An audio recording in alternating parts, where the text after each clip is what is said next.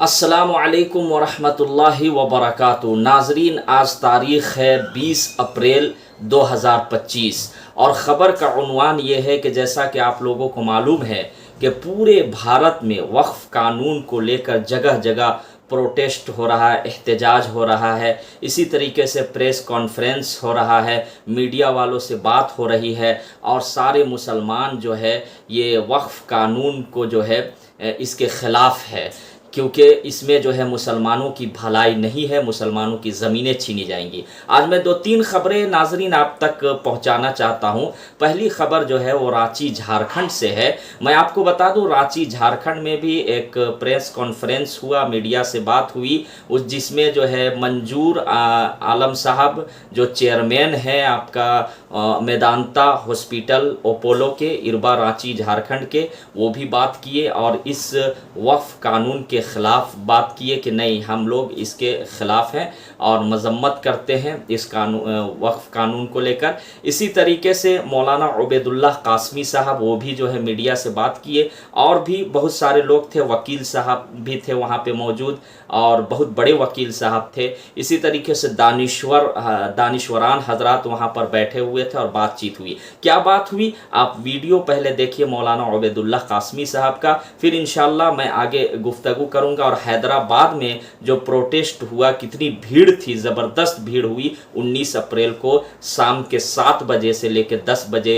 10:30 بجے تک یہ پروگرام ہوا دارالسلام میں۔ تو ویڈیو پہلے میں دکھاتا ہوں رانچی جھارکھنڈ سے جو مولانا عبید اللہ قاسمی صاحب کیا بول رہے ہیں۔ اور سب سے بڑی بات یہ ہے کہ اس ملک میں رہنے والے جو سیکولر غیر مسلم ہیں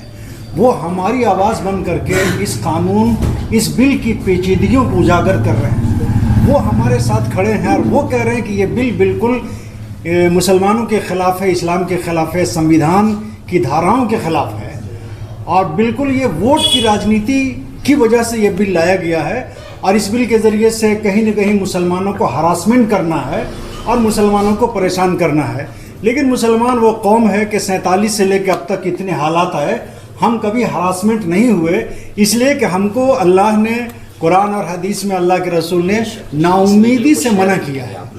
کسی بھی حال میں کیسی بھی حالت ہو جائے نا امیدی سے بالکل اللہ نے منع کیا، اس لیے کبھی ہم لوگ نا امید نہیں ہیں۔ اور یہ ملک ہندوستان مسلمانوں کا بھی ہے، ہندوؤں کا بھی ہے، سارے مذہب کے لوگوں کا ہے اور سب سے بڑی خوبصورت۔ اب میں آپ کو بتا دوں کہ 19 اپریل کو دارالسلام حیدرآباد میں جو ہے وہ اسد الدین اویسی صاحب کے ذریعے سے بہت بڑا جو ہے وہاں پہ پروگرام ہوا۔ اس میں جمعیت علماء ہند کے ذمہ داران تھے، اسی طریقے سے آل انڈیا مسلم پرسنل لا بورڈ کے صدر حضرت مولانا خالد سیف اللہ رحمانی صاحب کی صدارت میں ہوئی یہ پروگرام۔ اسی طریقے سے آپ کا جماعت اسلامی کے ذمہ داران حضرات تھے اور اسی طریقے سے اور بھی بہت سارے سیاسی پارٹی کے لوگ تھے۔ صرف وقف قانون کو لے کر صرف مسلمان ہی ویرودھ نہیں کر رہے ہیں بلکہ اس میں پڑھے لکھے